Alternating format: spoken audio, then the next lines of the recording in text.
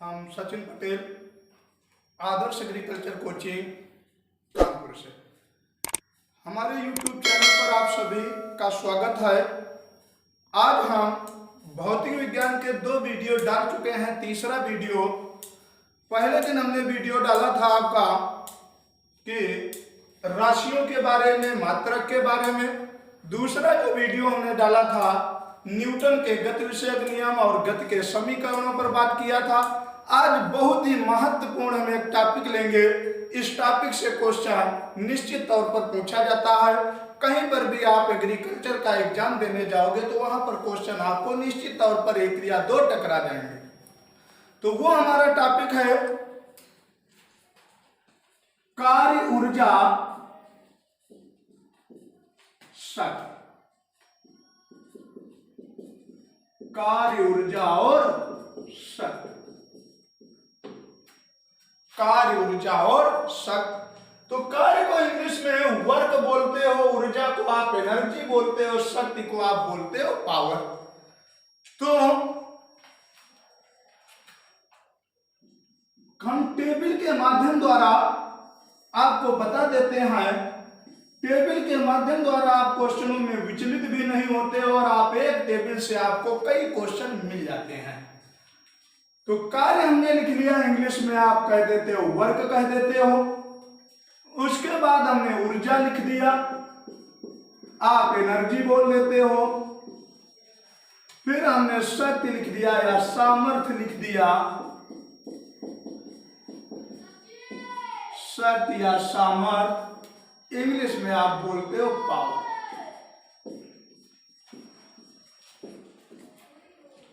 अब पहले हम बात करते हैं यहां पर इनका सूत्र क्या है या परिभाषा क्या है। सूत्र क्या है, डिफिनीशन बोल देते हो, फार्मूला बोल देते हो। उसके बाद मात्रक, उसके बाद इसकी विमा। विज्ञान हमारी यही कहती है कि विज्ञान को अपनी भाषा में आप जैसे व्यक्त कर दे जाओ, वही हमारी विज्ञान कहती है। आपको कुछ भी चीजें रटना नहीं है। यदि लास्ट तक हमारा वीडियो आप देखोगे तो निश्चित तौर पर आप किसी को भी इसी तरीके से आप निश्चित तौर पर समझा ले जाओगे और आपसे क्वेश्चन कभी भी गलत नहीं होगा। तो हमारा विज्ञान यही कहता है कि क्वेश्चन से क्वेश्चन आप बनाना सीखो। जैसे हमने कह दिया कार्य क्या है, आप कहते हो कि हमने आज इतना कार्य किया। आपको कोई भी दीवार दे दी जाए और दीवार को आपको कह दिया जाए इस दीवार को गिराना है, तो आप यदि दीवार को नहीं गिरा पाओगे, थोड़ी भी नहीं गिरा पाओगे, तो क्या आप बोल देते हो कार्य आज किया ही नहीं है। क्या कह देते हो, कार्य आज हुआ ही नहीं है। जैसे आपसे बोल दिया जाए कि इस सीट को उठा के उधर रखाओ, तो इस सीट को उधर रखो, तो वो हमारा क्या हो गया, कार्य हुआ। क्या हुआ, कार्य हुआ। और कार्य हमारा होता क्या है, कार्य हमारा क्या होता है, बल परिवर्तन। बल परिवर्तन को ही हम क्या कह देते हैं, कार्य कह देते हैं। क्या कह देते हैं, कार्य कह देते हैं। तो नोट कर लो यहां पर, बल परिवर्तन को कार्य कहते हैं। बल परिवर्तन को कार्य कहते हैं।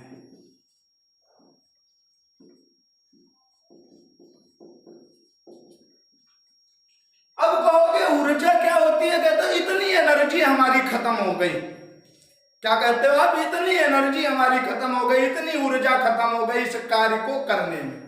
तो उसी में आंसर हमारा है कि कार्य करने की क्षमता ये तो हमारी क्या है, ऊर्जा है।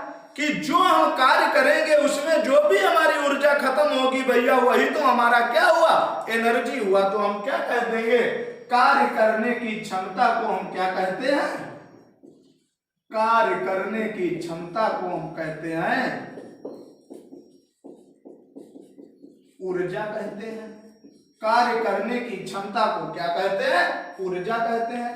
कार्य को आप W से व्यक्त कर लेते हो, ऊर्जा को आप ई से व्यक्त कर देते हो और शक्ति अथवा सामर्थ्य को आप शॉर्टकट में पी से व्यक्त कर देते हो, क्योंकि कार्य हमारा W है, वर्क पहला अक्षर ले लिया, ऊर्जा ई है, एनर्जी ले लिया, शक्ति हमारा पावर है, पी ले लिया, तो ये व्यक्त करने की बात भी हमने बता दी। अब शक्ति अथवा हमारा सामर्थ्य क्या है, तो हम क्या कह सकते हैं, कार्य करने की दर को, कार्य करने की दर को शक्ति अथवा सामर्थ्य कहते हैं।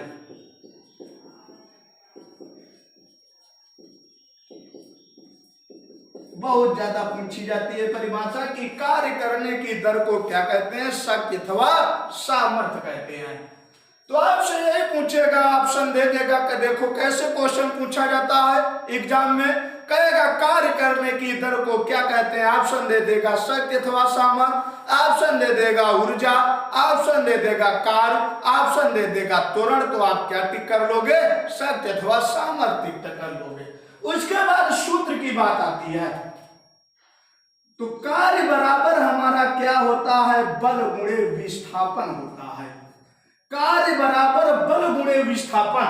यदि आप ये परिभाषा न रट पाओ तो सूत्र से हमारी परिभाषा बन जाती है, तुरंत आप कह देना कि बल और विस्थापन के गुणनफल को क्या कहते हैं, कार्य कहते हैं। यदि सूत्र मालूम है तो यहीं से परिभाषा कि हम क्या कहते हैं, बल और विस्थापन के गुणनफल को हम क्या कह देते हैं, कार्य कह देते हैं। अब ऊर्जा हमारी क्या होती है, या यांत्रिक ऊर्जा भैया हमारी दो प्रकार की होती है, गतिज ऊर्जा, इंग्लिश में कहते हैं काइनेटिक एनर्जी, तो के बराबर क्या होता है, हाफ mv स्क्वायर, जहां के बराबर गतिज ऊर्जा, m बराबर द्रव्यमान, v बराबर वेग। क्योंकि यांत्रिक ऊर्जाएं हमारी दो प्रकार की होती हैं, गतिज ऊर्जा इंग्लिश में काइनेटिक एनर्जी कहते हैं, के बराबर हाफ mv स्क्वायर, दूसरा है हमारा स्थितिज ऊर्जा, U बराबर mgh, इंग्लिश में कह देते हैं स्थितिज ऊर्जा को पोटेंशियल एनर्जी, U बराबर mgh, m द्रव्यमान है, g गुरुत्वीय त्वरण है और h क्या है, ऊंचाई है, क्या है, ऊंचाई है। फिर इसका सूत्र आ गया हमारा P बराबर W/T।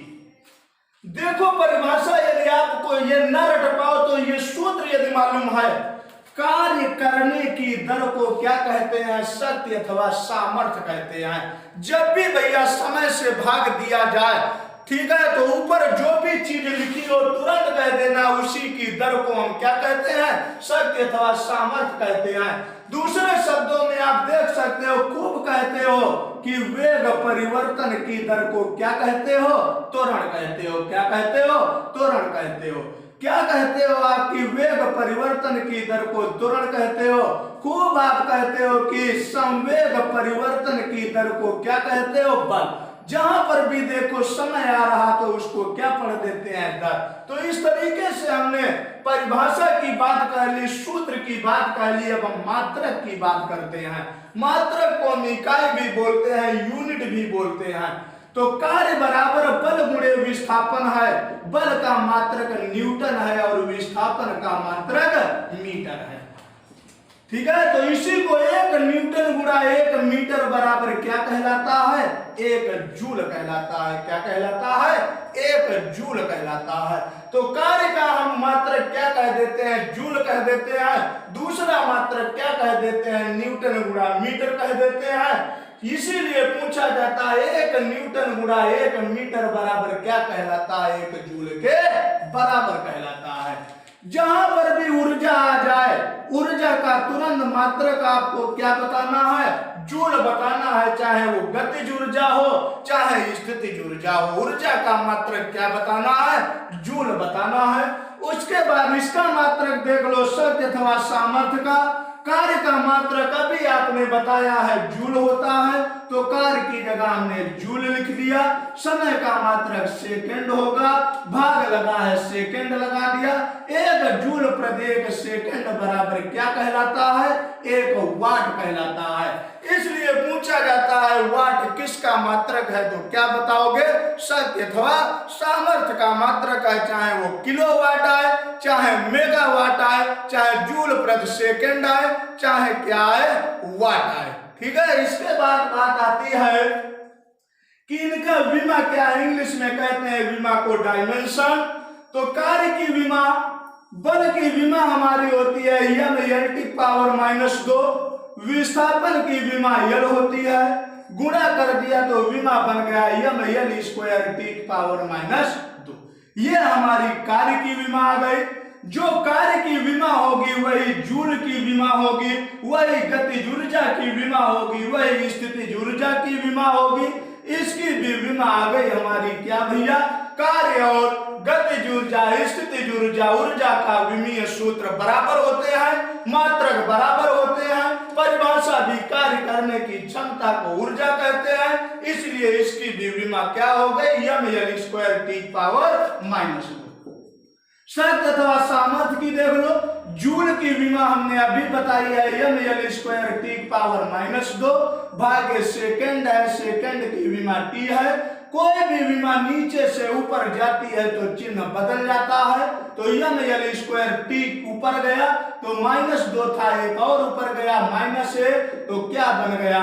-3 mL²T⁻3। इस तरीके से हमने परिभाषा बताया, सूत्र बताया, मात्रक बताया, विमा बताया। और इसके बाद आप देख लो इंपॉर्टेंट क्वेश्चन, इससे क्या क्या और क्वेश्चन क्या बनते हैं, इस टेबल को बना लो। एक टेबल के माध्यम द्वारा आप देख सकते हो कितनी चीजें आपको क्लियर हो जाए। ठीक है। इसके आगे हम इसके इंपॉर्टेंट क्वेश्चन और देख लेते हैं क्या क्या है, नोट कर लिया। तो अब देखते हैं कि अभी हमने बताया कार्य का मात्रक जूल है, गतिज ऊर्जा का मात्रक जूल है, शक्ति अथवा सामर्थ्य का मात्रक जूल प्रति सेकंड या वाट या किलोवाट या मेगावाट। इसके बाद बात करते हैं कि पूछा जाता है, खूब आप कहते हो कि 1 HP बराबर 746 वाट के बराबर होता है। 1 हॉर्स पावर बराबर 746 वाट के बराबर होता है। अब ये क्वेश्चन आपसे ना पूछ के, क्वेश्चन इस साल भी पूछा गया था और ऑप्शन पहला ही रखता है 746 वाट। उसने क्वेश्चन पूछा था कि 1 किलोवाट कितने अश्व शक्ति के बराबर होता है। अंडरलाइन कर लो और लिख लो यूपी कैडेट 2019। 1 किलोवाट कितने अश्व शक्ति के बराबर होता है?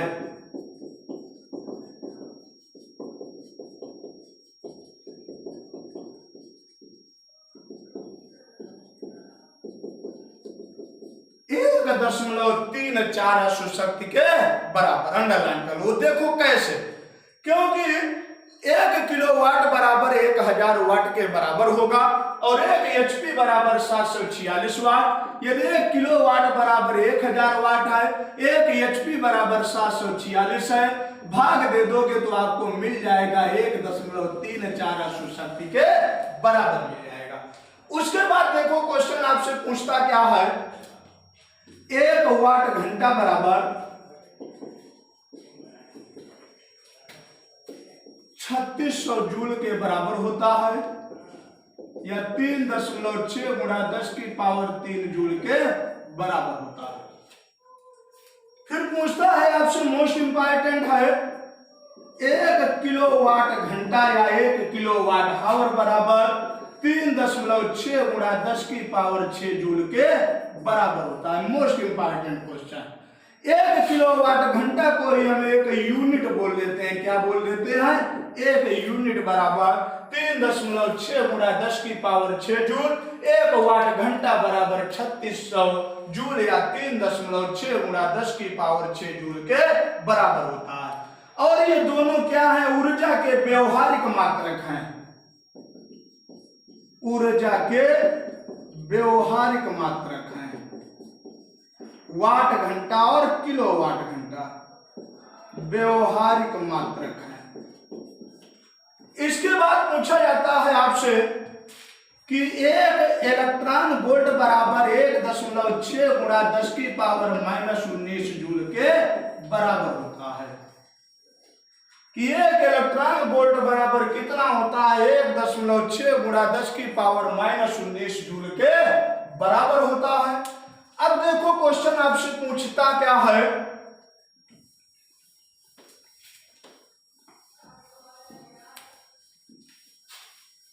अब पूछता है आपसे कि थीटा अंश पर रखी वस्तु के लिए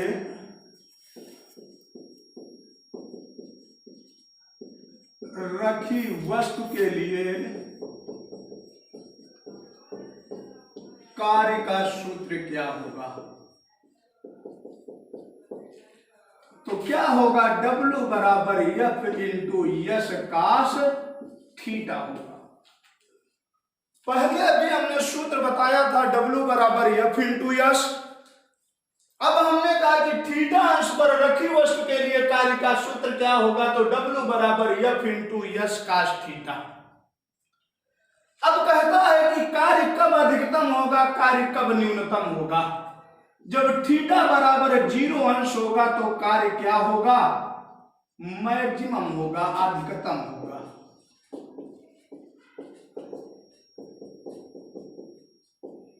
क्यों होगा? क्योंकि काश 0 अंश का मान जो होता है वो 1 होता है। तो बहुत ज्यादा पूछा जाता है कार्य कितने अंश पर अधिकतम होगा, तो अंडरलाइन कर लेना, कार्य 0 अंश पर अधिकतम होगा। फिर पूछा जाता है कार्य कब न्यूनतम होगा, तो थीटा बराबर जब 90 अंश होगा और काश 90 अंश का मान 0 होगा तो हमारा W क्या होगा? कार्य न्यूनतम होगा। और वो न्यूनतम कितना होगा? जब 90 अंश होगा तो कार्य हमारा 0 आएगा। क्यों आएगा? क्योंकि काश 90 अंश का मान 0 है। जब 0 रखोगे तो W बराबर 0 न्यूनतम आएगा। थीटा बराबर जब 0 अंश होगा तो कार्य हमारा क्या आएगा? अधिकतम आएगा। ठीक है, धन्यवाद सभी लोग।